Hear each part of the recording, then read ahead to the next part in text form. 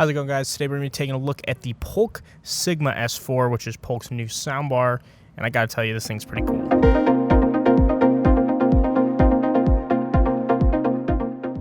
So what exactly makes this soundbar special? Well, the fact that it's a 3.1.2 for starters is really good. Now you might be asking, what does that mean? So you guys are 3 front, your 1 subwoofer, and then your 2, which they're called rears, but they really just point up and then they bounce off your ceilings. And that just basically creates like a fake surround system. So it's not perfect, but for a soundbar, it definitely sounds great. Now within that 3.1.2, you're going to get 2 left and right tweeters, 2 left and right mids, and a full range center. And like I was saying, those 2 on the end of the speaker are going to be their left and right elevation. So they're calling it elevation. Basically what that just means is it's going to hit the ceiling, bounce back, sound like it's behind you. Now, one of the things that actually kind of disappointed me because, I have a Polk Magnify Mini is that this only has a 6-inch subwoofer. Magnify Mini is about the same, and, I love the way the Magnify Mini sounds, but you just think that you would get something a little bit more out of a soundbar. With that being said, though, this is a voice specific type of soundbar. So basically the difference between this and, let's say a Polk Magnify Mini is that a Polk Magnify Mini would be great to listen to music on because it's just the small speaker along with the bigger subwoofer. Now, when you're using a Signa S4, this is going to be really good for those vocal scenes. So if you're big into sports or you watch a lot of news, it's going to sound very clear on this particular soundbar rather than something with a little bit bigger of a subwoofer. Now, don't confuse that with no bass because a 6-inch subwoofer is definitely going to add some bass. It's just not going to be ground shaking, intense bass. And, that's honestly not a bad thing because when you're looking at something that would work well in an apartment, I would probably recommend this over, something with a bigger subwoofer because you obviously don't want to piss off your neighbors or anybody around you, and making sure that the voice is as clear as it can be is very important. So something like this would work great for that. Oh, and by the way, if you guys are enjoying the video, make sure you guys leave a like and subscribe. It really helps us out. Aside from that, let's get into our connections. So at this soundbar, you're going to get HDMI ARC and optical input, which is just an optical cord, a 3.5 millimeter auxiliary input, and if you like listening to music off your USB device, it does have USB along with Bluetooth capabilities. And what's cool about this particular soundbar, I know in some of the cheaper ones and different brands, they don't actually do this. It does include an HDMI cable and an optical audio cable.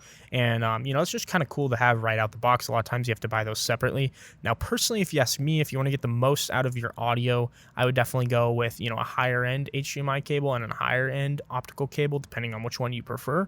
AudioQuest is a great brand, so if you guys haven't already checked them out, we've done a video on them before, and we're probably going to do an updated one soon, so make sure you give that a watch, and maybe you'll understand why you need, better cables in your system. On a side note, though, I do actually really like the way the buttons are placed on this particular soundbar. Why? Well, mainly because they're easy to see, and, in some soundbars, I've noticed that they kind of try to hide the buttons, which isn't terrible, but then you end up clicking the wrong one. Sometimes you accidentally switch sources, and you're like, what the heck, man? So I really think that having, a clear defined little section for the buttons and having it laid out clean like it is, I think that's a great feature. Now, obviously, you're probably not going to get up and adjust those buttons every single time that you want to make a soundbar change. So they do give you this nice remote, which actually has different voice modes and bass control, so you can kind of control what you want to hear more depending on what you're watching, right? So if you're watching the news, you're definitely going to want to be in the high voice mode, or if you're watching a movie, maybe you want to be in a medium to low, and that can all be done with this remote. And as far as dimensions go, this is going to be about 41 inches wide,